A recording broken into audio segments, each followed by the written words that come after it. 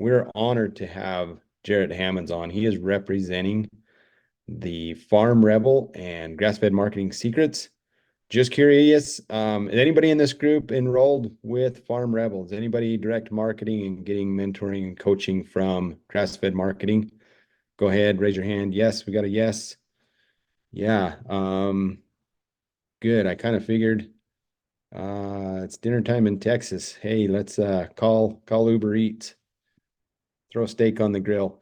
Yeah, so at least a couple of people here. We are as well. Cam King is the founder of Grass-Fed Marketing Secrets, which has been rebranded as Farm Rebel.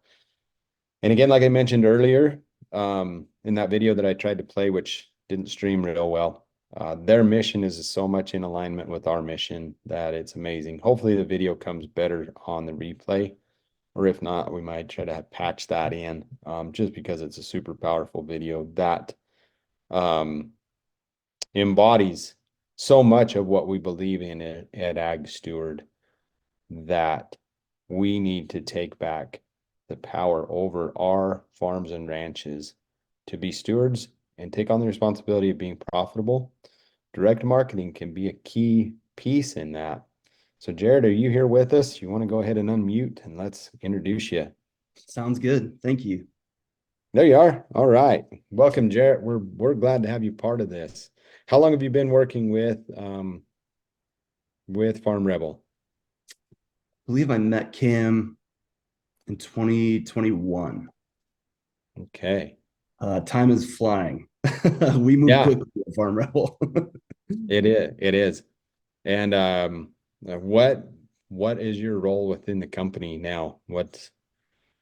Yeah, I'm the marketing director at Farm Rebel. So if you see our ads, if you're in our group, responsible, and my team is responsible for a lot of that, create a lot of curriculum around marketing direct to consumer. And so I'm around. I'm very, very much around. Yeah, and super good at what you do. You're a great asset to the team. I can see why it's a good fit to have you on the team.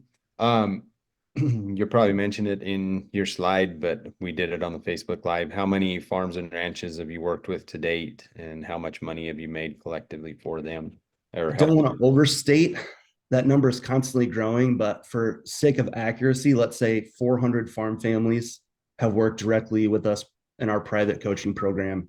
It is more than that, and it Yeah. grows weekly. But again, I don't want to overstate how many farms and farm families we've served. If you see us on in our Facebook group or our email list, that becomes tens of thousands of people that we help what we would consider indirectly through influence that way. Yeah, absolutely. And again, just appreciate the partnership here. I know many of you are here today because of the great emails that Jerret sends out, and he definitely enrolled a lot of people, and so we appreciate that. Appreciate them as a true partner in this, supporter. Um, so Jerret, go ahead, run with it. You can share your screen and jump right in, and we've got pretty much an hour. And then again, those who stick out to the end, we've got some bonuses. And so, don't leave early. We're in it. Yeah, stick around. I do not have slides to share today. I'm just speaking from my own personal notes. But what I had my team do is they have my personal notes. We expanded on it a little bit. We created a document for you guys that you can pick up. I'm sure Jerret has the link for you guys, and maybe you've already grabbed it. So I'm just going to give you kind of the basis and the outline there, and for you to take it in and really have a deep dive into the things we're talking about today. I'd recommend grabbing that free resource. So here we go. I'd like to start by saying, who I can best help today, who this message is best suited for, is if you're a meat producer directly selling to consumer. If you're selling a meat product direct to consumer, this could be transformational for your family and for your business, because we're going to start with a mindset. Usually when a speaker says we're going to talk mindset, a lot of times it could be a little fluffy, right? It could be a little fluffy and not a lot of content, nothing you can really sink your teeth into, nothing practical. But here's why we're talking about mindset around pricing. And that's because our thoughts shape our beliefs, and our beliefs shape our actions. Okay, so if we're not thinking right about our pricing, we won't believe the right things about our business, about our product, about our customers. And if we don't have those right beliefs, we're not going to do the right things that it takes to set the pricing in a way that we can truly be profitable and leave a legacy for generations to come. So until we get this first part right, it's going to be really hard for you to take the practicals and actually apply them. So I don't want you to think when I say mindset that we're thinking Tony Robbins, motivational, rah, rah. This type of mindset is one of the most practical things you can have for your business. And so, again, thoughts are going to shape our beliefs, what we believe about ourselves, our business, our customers, our product. That's going to shape what we do. That's going to shape our actions. And so we're going to start right here. And if I don't get any farther than getting the mindset stuff right, it will serve you very, very well in your business. It will truly be transformational. So jumping in, I'd like to challenge us a little bit here, because the fact of the matter is a lot of us are probably going to be challenged by a few things that I say, and we're probably going to be offended initially by some of the things that I'm sharing with you today. And with that, I want to say congratulations. That really is the first part of transformation, being introduced to a new concept that we haven't heard or that we disagree with, and then wrestling with what that is. And so if you find things that I'm saying to be a little hard to swallow and a little offensive and to your mind initially, wrestle with what I'm saying, because it's not a sign of something that we should be running from, but it's probably a sign of something we really need to be thinking about and leaning into. And so that's really the first step towards transforming ourselves and our businesses. First thing here is the fact of the matter is, as meat producers, most of us don't actually know what business we're in. Again, speaking to those who are wanting to sell their meat direct to consumer, we recognize that we're all meat producers. We're producing beef, pork, poultry, whatever animal, whatever protein that you're producing. Many of us believe that's the business that we're in. But if you're selling direct to consumer, you're not in the business of production. That's a job. That's a job title. The business you have, the business you're actually in, is in the marketing of your product. You need to get all of the principles right about how to raise the animal husbandry, taking care of the animal, managing your land, managing your soil. All of these things are absolutely paramount to a great product. But if you can't sell the product, if you don't identify yourself primarily first as a marketer, none of it will matter. People who don't even own farms could take these principles as a marketer and sell product for other people, right? So the real business you're in, if your source of income is selling meat direct to consumer, is you are first and foremost a marketer. So we have to start there for a lot of things to actually begin to make sense when it comes to being profitable in our direct consumer meat sales. One of the practical things we can do for our pricing and as our new thinking as the marketer is no longer presenting rail weight to the consumer. It's very confusing for a buyer. Imagine your best customer, probably a suburbanite somewhere, never been to a farm, or when they go to a farm, it's a tour, it's a novelty. They like the idea, but they're purchasing meat from you. They have no idea what rail weight means. They think when you say $3-4 a pound, that's what they're paying. It's very confusing for a consumer. And here's what you need to know. Confused consumers do nothing. Confused consumers don't make purchases. They stay confused. They stay in planning phase. They stay in information gathering phase. They never take the action to actually make a purchase. So if you learn anything that I talk about today, if you're still talking rail weight versus cut, wrapped, and shipped to a customer price, you're losing them. You're losing them. So very practical first thing that we could switch and change in our business to automatically start seeing more sales. But what we're going to talk about today is how we can raise our meat prices guilt-free. How can we raise our meat prices guilt-free? Most of us are not in this business because we love money inherently. Most of us aren't doing this because we want to be some sort of cattle barons, just making millions of dollars and hiring it all out and just enjoying our lavish lifestyle while other people go do all the work, right? We love what we do. We care about animals. We care about people. We care about families. We care about the environment. So the first really offensive thing is you need to raise your meat prices. And how can you do it without feeling bad? Because you shouldn't feel bad for charging what you need to charge to live the lifestyle that you and your family actually deserve.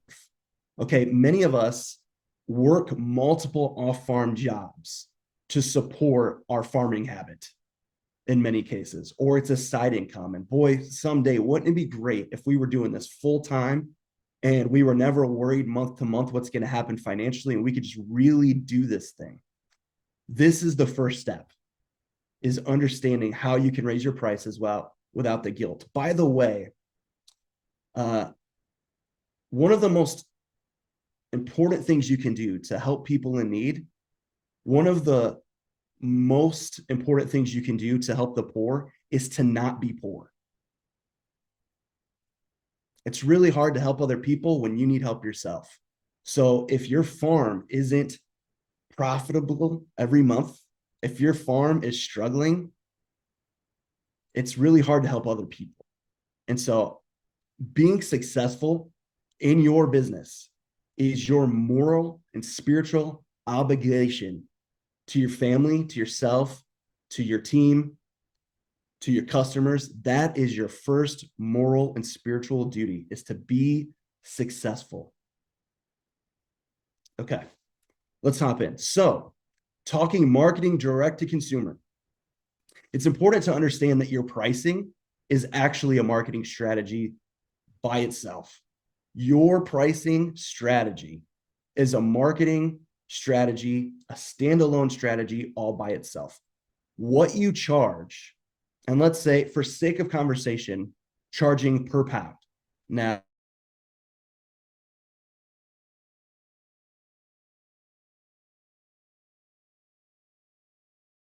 most of us will always and forever be charging per pound prices for the most part, right?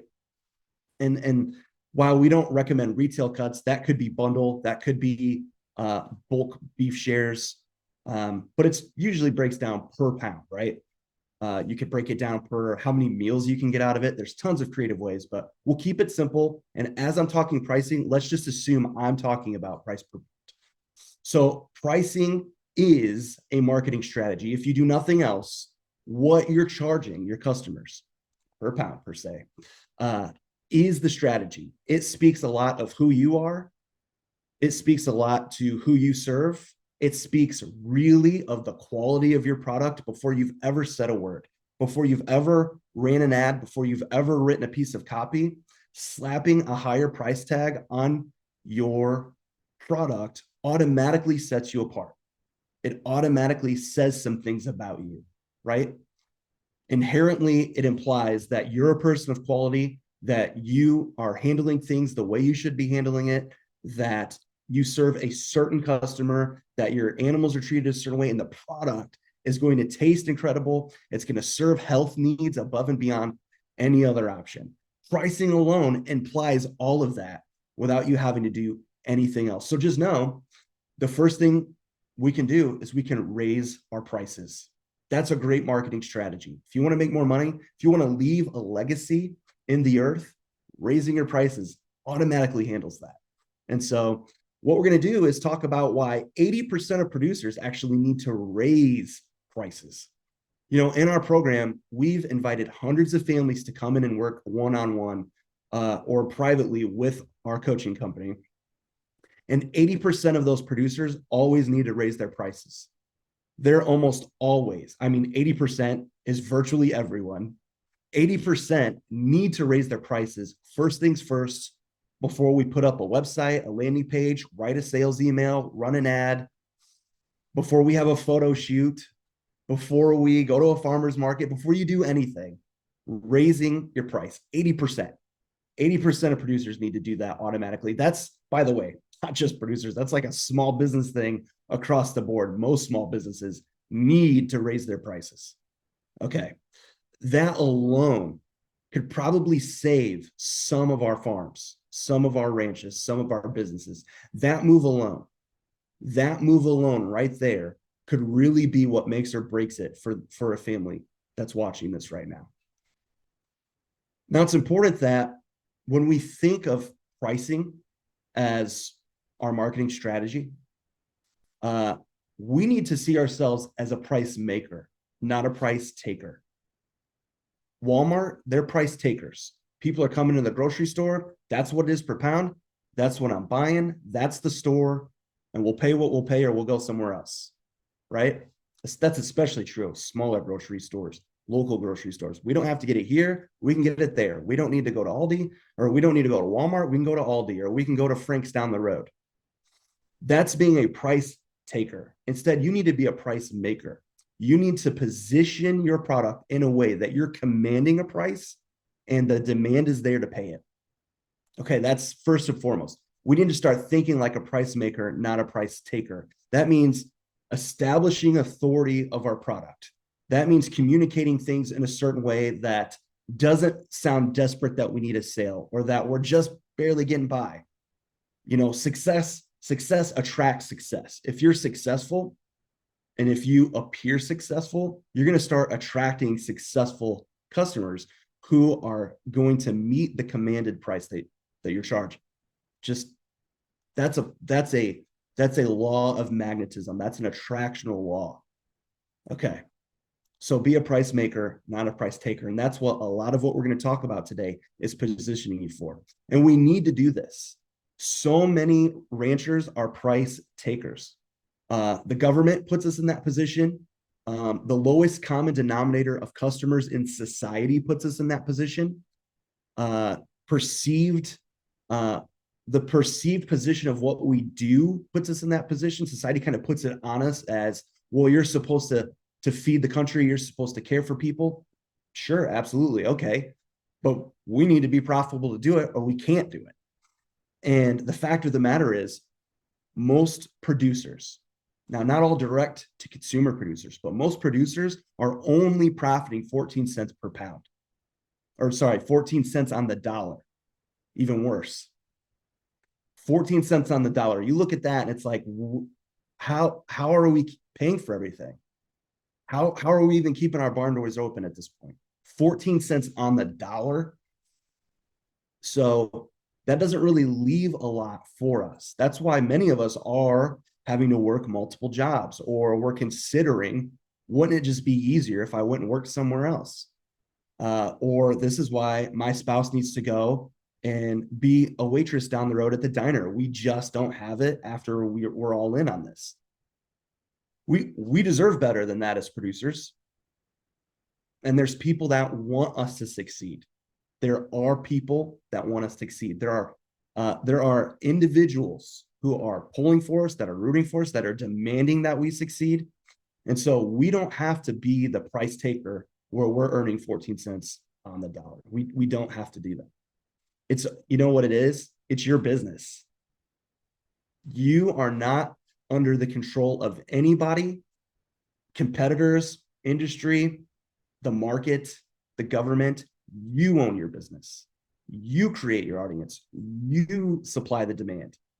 No one else. You get to decide what you charge. So when we're making 14 cents on the dollar and we're living in a culture where it's like farmers are supposed to be broke, farmers are supposed to be serving the nation, they want us to start thinking in terms of, I need to sell cheaper. I need to be the cheapest. So we run, for our business, for Farm Rebel, we run thousands of dollars in ads every month.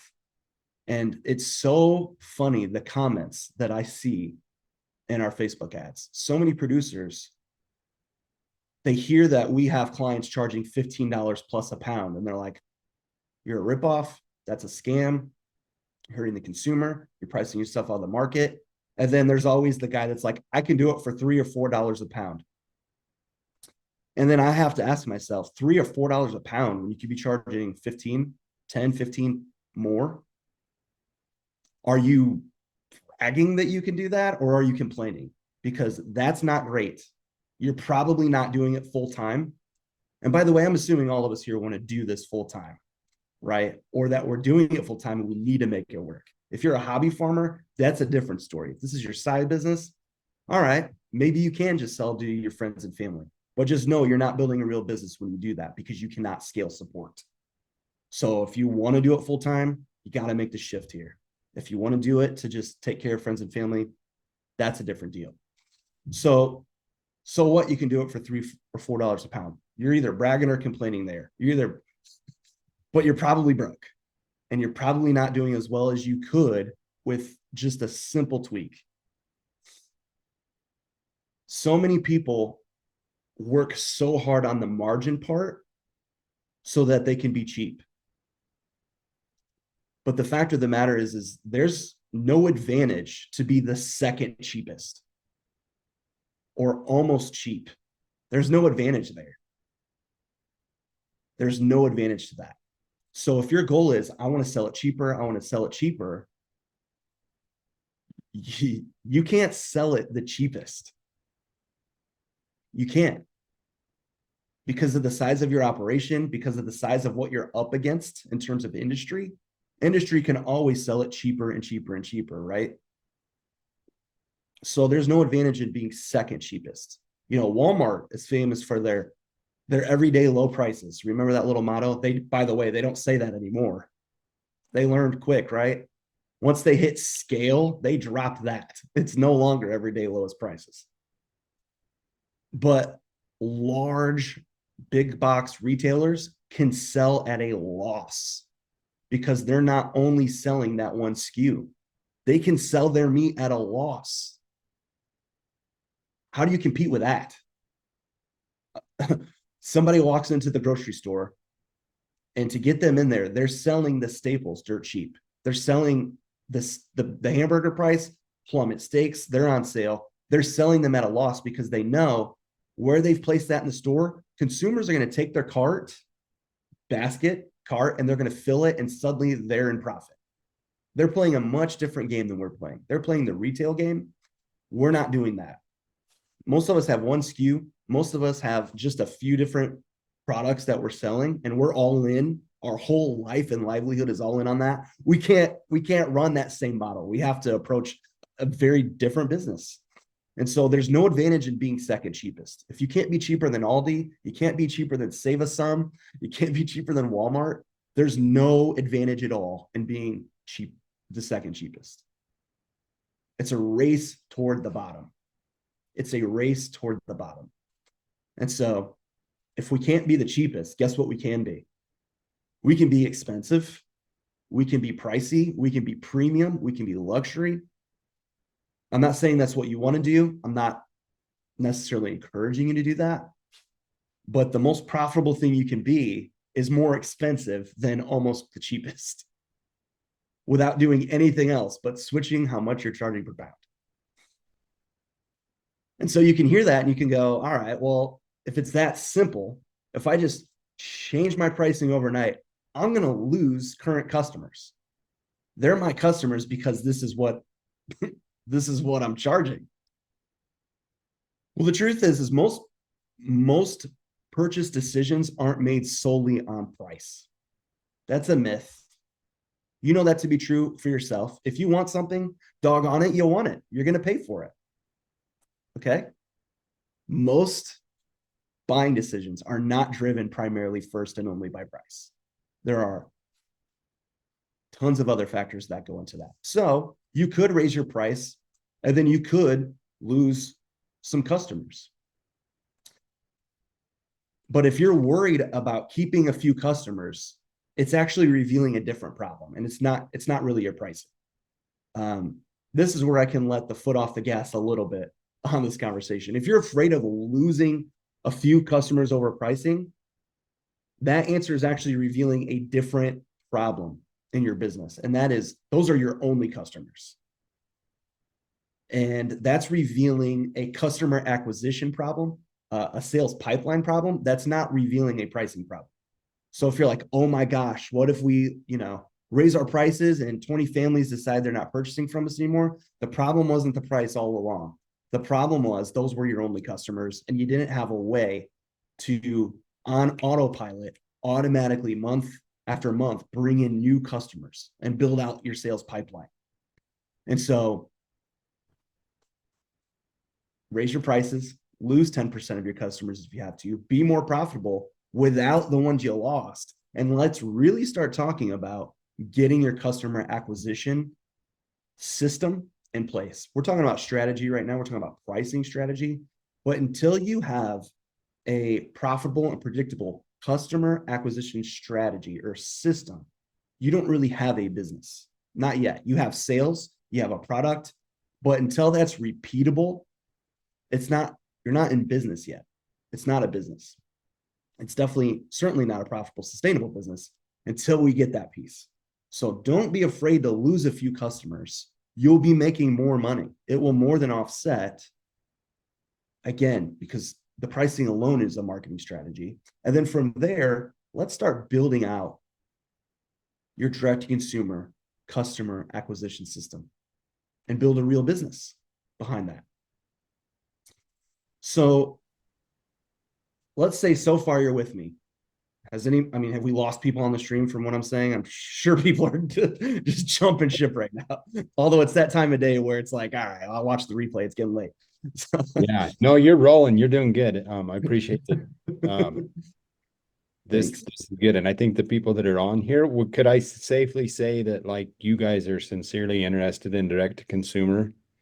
Like this is something that you've stuck around for. I know some of the other people may have bailed. Yeah, I'm getting some thumbs up. Kind of give us some feedback here in the chat. Like, is this resonating with you?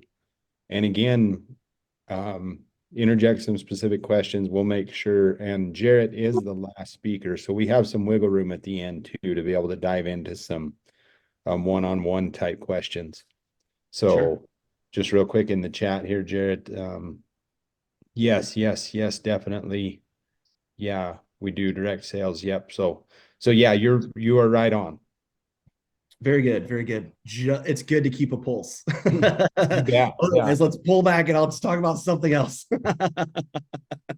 No, but this is tough because it's a reality for everybody. We can talk different marketing tactics all day long, but price is the thing that we all have to, that's kind of like the first marketing strategy we have to consider when going direct to consumer. So the question is, when we start tweaking that price, how do we roll that out to our current customers? How do we do that? Like, what's the idea behind how we tell them, hey, you're used to paying $5 a pound. Well, it's going to 10. It's going to 12. It's going to 14, 15. How do you tell somebody that? Because honestly, if it sounds fun until you have to do that, especially if you're selling belly to belly, eye to eye, not just through your emails, right? It gets real weird. Like, they're going to think I'm living high on the hog if I'm doing this, or that I'm trying to take advantage. How do I tell somebody that? Here's what you do. If you're in agreement and you feel like we got to do this, and you probably knew all along that you probably needed to increase your pricing at this point, how do you do it? How do you announce it? You don't. You do not need to announce it. You need to just do it. Now, I know the servant in all of us, we want to give people tons of runway to make other alternative plans or to come up with more money. But we're all used to seeing prices adjust without our input. When you went to pump gas, did anybody warn you? Or did you just pull into the pump and go, geez, are you kidding me right now? When you went to go to the store to get the other things that you're not producing for your family, did anybody consult with you Did they warn you months in advance? Did they give you a week's heads up? Did they send it out in a newsletter? No, you just showed up and you're like, all right, guess we're not getting Twinkies today. So, you know, you make the other decisions and you make the adjustment. Here's why. Now, it's not to be mean. It's not to be just clandestine in this thing. It's not to hold secrets. Keep your cards close to your chest. The reason we don't just announce it is because now we're making mountains out of molehills. You don't want to make a mountain out of a molehill in this situation because the pricing thing's not the primary driver for most people, especially if they're buying from you. Now, the pricing is a primary driver when they're going into retail shops. If they're hitting their grocery list and hitting their circle in town, that's a different problem. That probably is a lot of their decision is, can I get it cheaper here? Can I get it cheaper there? And maybe it'll all come out in the wash. But when they're buying from you, that's not what they're buying, even though we feel like that sometimes. So we don't announce it because we don't want to start the conversation. We don't want to have to now start justifying. When you're in the position where you have to start justifying your price, you now have lost your authority as a producer. You've handed your authority to the consumer, and now you're supplicating to them. No one wants to be in that business. Those types of customers tend to be the worst kind of customers. They're always trying to nickel and dime you. They're always trying to negotiate. Not fun. Like, who wants to do that just to make a buck? So don't announce it. Just do it. Now, of course, loyal customers are going to notice it, and they're probably going to ask, what is the deal with these prices? What happened? And you can be honest, and you should. You should tell them the realities of what it means to be a producer today. Like, hey, listen, we crunched the numbers and we realized we were losing money. We were losing money, and we thought it would be better to continue supporting our customers, serving our customers by increasing our prices than having to close our doors, than having to close the barn doors for good. So we appreciate your support. We appreciate you buying local. Assume the sale right there. And it might not be a big deal, but don't make a mountain out of a molehill in this situation. Don't announce it, just do it. And then have very candid, real conversations about the realities of what it means to be a producer in 2024. So a lot of people are understanding. They know, they're feeling it at work. They're feeling it in their own personal budget, at home. It's everywhere. Prices are always increasing. By the way, since when was inflation a bad thing? Shouldn't that mean we're all making more money? Shouldn't that mean we're all doing better? A rising tide lifts all boats. When it's done right, it's done well. So many people are like, I had this ad comment the other day that was like $15 a pound, because for whatever reason, I decided to use that example in our ads. So I always get to hear about it. $15 per pound. How about not being part of the problem? How about being a solution? How about discounting your prices so deep that it forces everyone else to lower theirs? It's like, could you be farther from reality thinking that way? That is not how it works. Instead, we would go out of business if we had to do that. We're not going to topple the system by us all doing that. We're going to put ourselves out of business and strengthen the big four producers. That's what would happen. So this is why we do not have that conversation with consumers. But anyway, having a little too much fun with that. But here's the important thing to know. Even if we're losing people, even if you get your customer acquisition model in place, there's this idea that because you're a meat producer, that it's your job to feed the world. And that really isn't true. You're not big enough as a producer to feed the world. You don't have enough land, you don't have enough animals, and you don't have the capital required to feed the world. Your job is to feed your customers. Sure, your family, friends, occasionally. But your job is to feed your customers. That's it. You're not obligated to feed the nation. Yes, we're patriotic. Yes, many of us are believers. Yes, many of us are altruistic and we love serving people. Like, we have good hearts. That's the best thing about being in this industry, is the people we get to meet and that we get to do this alongside of is the people. Just incredible human beings. But your job isn't to feed the planet. Like this, your job is to feed your customers. So the question is, which customer should you be feeding? Who is your ideal dream customer?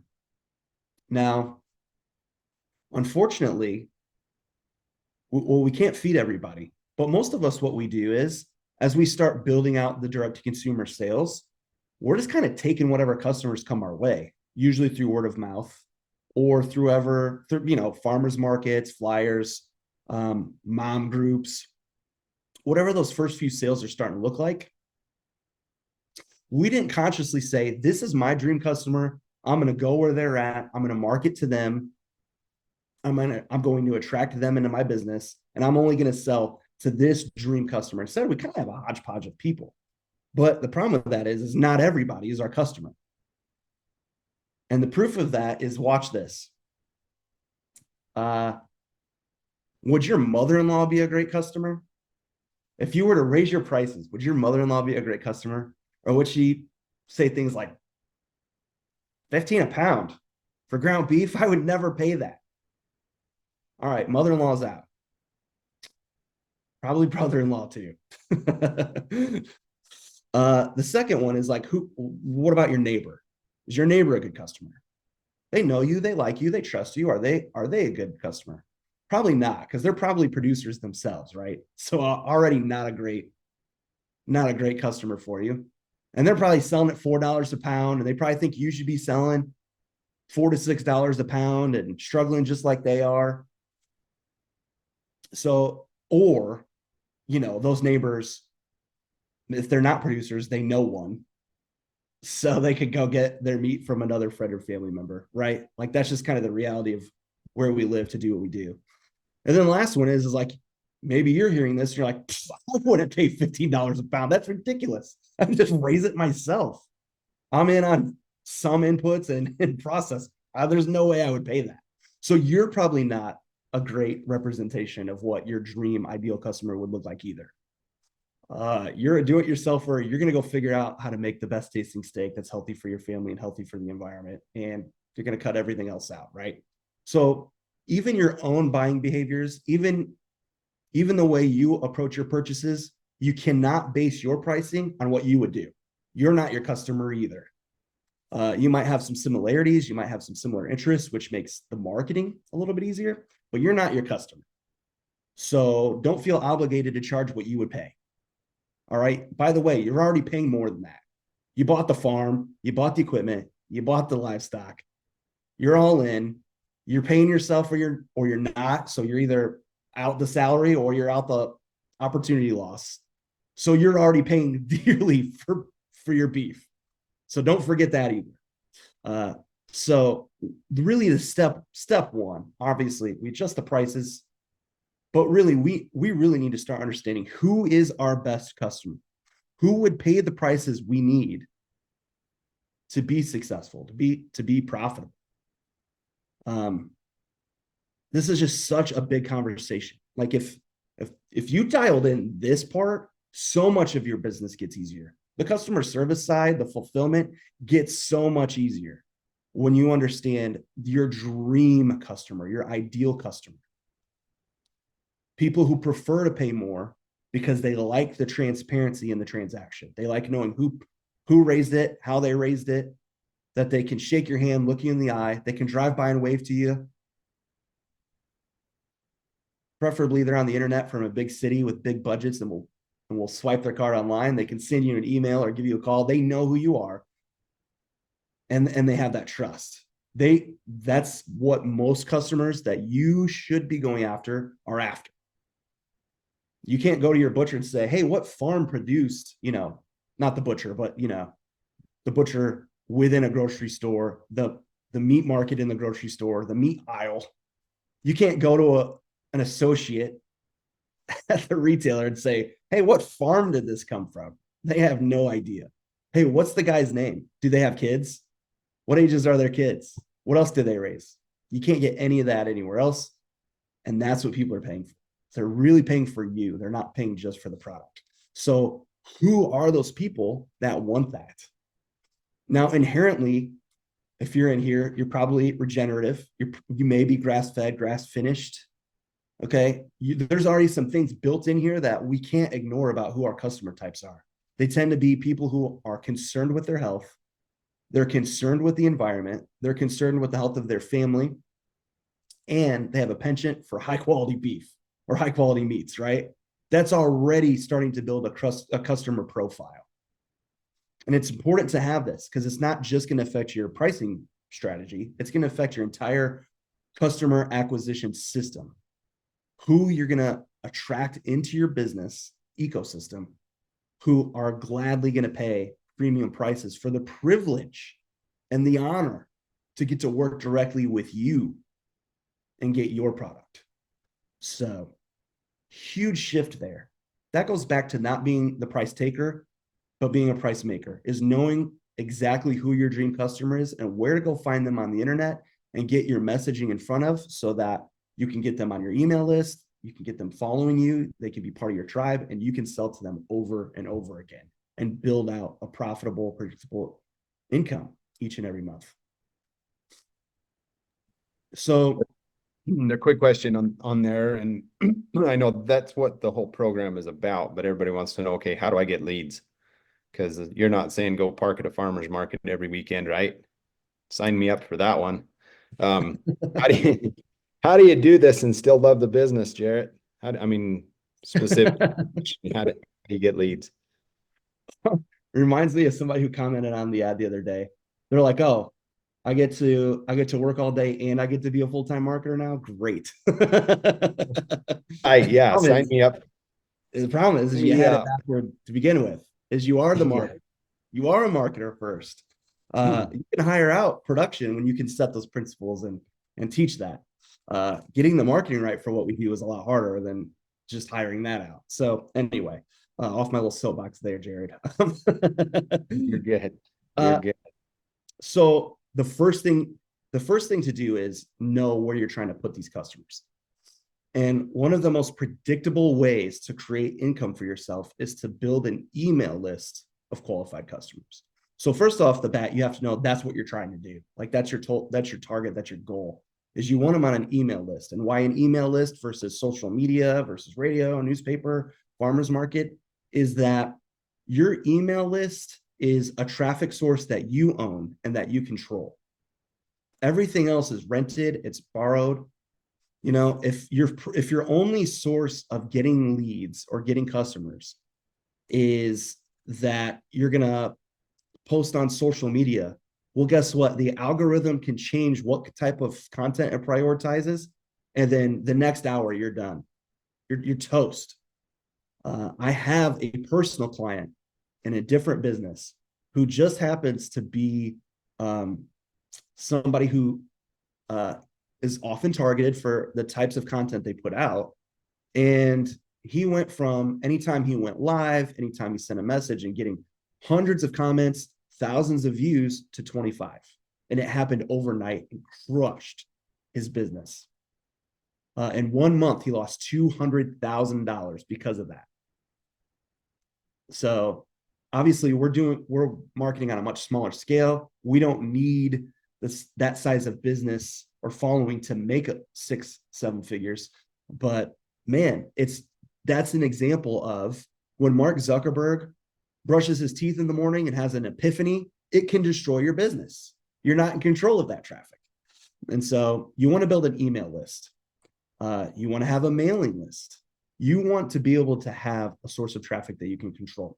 Now, how do you build that? Simple landing page, offering somebody information or a chance to win some product to sample. So, I mean, that's a start. Start with a landing page. Now, obviously, things I'm just throwing out now outside of strategy, these are entire conversations and entire trainings. But if you even went to Google something right now, Google what a landing page is, Google what platforms to build one on. Sendfox.com is a free one that we don't teach in our program, but I recommend. Sendfox.com, just like it sounds. Send like send mail, fox like the animal.com. So you go there. And then the next thing is you start figuring out traffic sources. How are you pushing people to opt into your email list? Because we're trying to build that list. We want them to come in there and opt in. Uh, People who already have the attention of your ideal customer.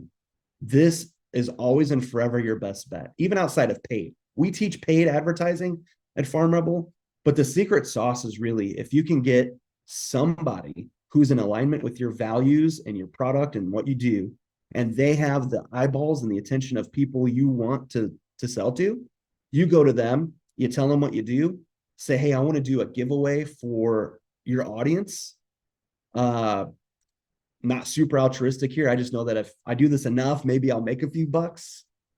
Okay. Be really transparent about what you're doing, but say, hey, we have shared mission, shared audience.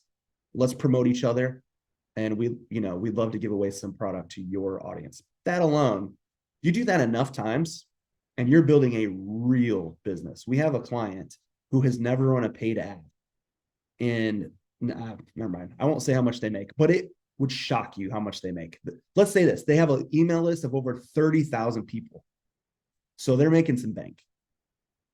They're making some bank. By the way, this doesn't always hold true, but a general rule is if you want to know how much somebody makes, it's about $1 per email subscriber per month. So they're doing okay.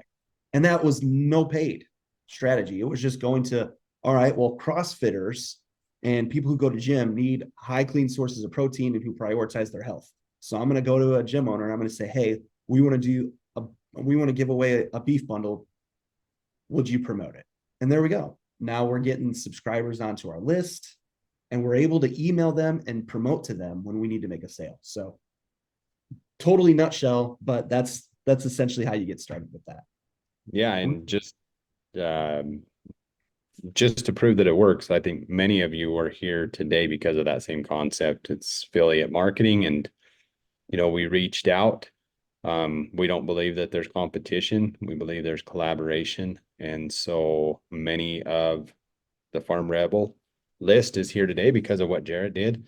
And many of you are going to sign up for their list because of other people that shared. And that is truly how we run a free market economy and how we kind of create our own environment and our own economy. So we've got about 10 minutes left. Let's talk a little bit about your offer.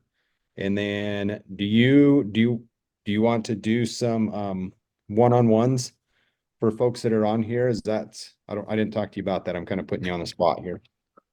Yeah, we can. You can always put me on the spot. Anything you want to do. So hey, kind of got my eyes on a couple of you guys. So yeah, be praying that your neighbor qualifies for that because it'll be a super awesome opportunity to get on the phone with Jerret and be able to take a bit of a deep dive into your business and see if this is a good fit. And I appreciate what you say on the summit. Like, this is not for everybody. There's a cost involved in signing up and there's a commitment level. And if you can't qualify, basically, we'll give you some other help. The Facebook group, man, there's hundreds of thousands of dollars of information on the Facebook group, but you've got to go weed through it yourself. When you sign up, you have somebody that's doing it with you. And that's the advantage. You're getting there faster. That's it. So, they always tell you that there's no shortcut to success, but that's not true. You can actually pay for a shortcut. You can pay to have somebody who's been ahead of you, who's done it, who's proven the concept, and they can save you tons of time, effort, energy, resources. And that is the shortcut, is coaching. That's perfect. So yeah, I think Justine is probably going to pop in here the landing or the page that has the items on there that you've gifted to our customers. So just kind of walk through that a little bit, and then we'll pick maybe one or two people that we can schedule one-on-one with. Yeah. So this document is essentially, when you reached out to me a while back, you're like, hey, we're doing the Regenerative Legacy Summit. Would love to have you. What do you want to talk about? The first thing that I thought of was pricing. If I could really help a farm family right now, it's raise your prices and give you permission to do that, help you with the right think behind why, how, and why it's a good thing. So I started writing just notes on what that would look like. And filled it out, gave it to my team and said, can we make this look good? Can we make this readable? and they put it together. So really what you're getting is expanded notes. By the way, I'm halfway, maybe halfway through the notes right now. So if you want to go back over what we've already talked about in a concise way, and something that you can really dig into and consider, grab the free gift that's in the chat right now, and then finish going through the rest of the doc to see how really this really shakes out for you. You know, we talk about in the rest of this, we talk about, okay, well, I got my dream customer. How do I know that the pricing is going to work? What are some ways that I can justify charging more to my ideal customer? Now, you don't need to justify your prices to people who are out of alignment with what you do and what you stand for and who you serve. If they're not your dream customer, your ideal customer, you don't owe them an explanation. But how are you attracting the right people with pricing? And then how are you justifying that pricing? So we talk about that a little bit too. So, and then really the last piece that I'm sure I wasn't going to get to today is because of the type of people we are as producers, as farmers and ranchers. We like to help people. We like to serve people. So how do we go from serving people by offering them a lower price point to really being able to serve them?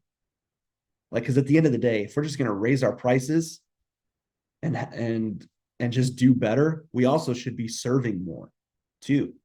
Like I mean, I don't know what everybody believes here, but a lot of us are believers, and we just believe that God puts us here to succeed so that we can be blessed to be a blessing to other people. So how do you do that in our business? And so I walk you through how you can really think about making a bigger impact. You can make a difference and a fortune in this business if you do the right things. Yeah, super valuable. I mean, taking the information that Jerret's accumulated from his skills of marketing and being able to boil those down into a document that you can digest. I encourage you to, you can jump on there right now. It's legacy.agsteward. You see the link in there. And we'll make sure that those that are listening, it'll go out in emails and texts and stuff too. So you can, there's no reason that you can't access that. So I strongly encourage that. I was wondering here as we kind of wrap up, Jen, it looks like you're making dinner. I just want to know what is for dinner. Hopefully it's beef. Can you unmute? Hey, Nothing it's like actually, putting you on the spot here. What's everybody's coming over to your house for dinner. What are we gonna get? yeah, I wish you could smell it. It's deer backstrap wrapped in bacon that we smoked earlier, but I'm warming it up for dinner. So, Awesome. but Awesome. yes, Are we have you beef directly to the consumer. We just haven't had great success with that. So. Yeah, so tell us a little bit about that. I guess when I looked around and thought, again, this is intuition led, spirit led. I felt like you might be a good person to jump on with Jerret and kind of talk about what your direct to consumer business looks like, where you want to go with it. Does that seem like it'd be a good next step for you? Yeah, we would love to do that. Awesome. So Jerret, what's the best way to connect here? Sure. Probably the easiest way is we've retooled some things. So if you go to farmrebel.org, that page will take you to a link. It's a simple landing page with a simple letter from our founder. But there's only one option on that page. So if you go to farmrebel.org and click the link, it will walk you through how to book a call with us. So we can get a feel for your business, what your goals are, what your vision is, what your mission is.